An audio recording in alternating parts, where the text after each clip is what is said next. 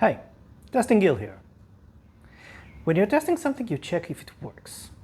If everything's working, that's great. But if it doesn't, you need to report.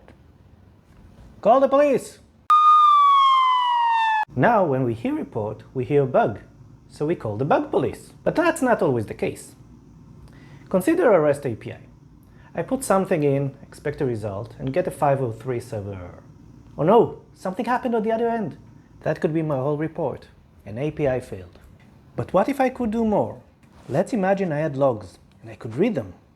And there would be a log entry, and it would say, it happened here, after those things happened. Let's imagine something else.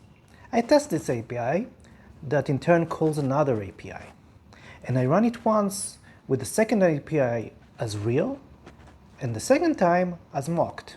And the test fails on both. What happened? I can infer from the problem that the first API, the one I used in both cases, is where the problem is. And therefore, I can point to the problem in my report.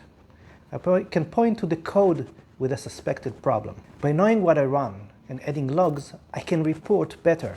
It happened here. If you really think about it, we're not really looking for bugs. We're after a working system.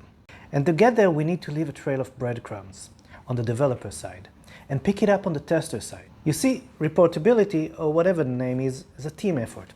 It's a team responsibility. The developers need to create the evidence trail, and the testers need to know it's there, how to read it, and what it means. So remember, kids, there's no I in team, but two in reportability. Hey everyone, if you enjoyed this video, be sure to like, share, and subscribe for more. Thanks for the support, and remember, live long and test.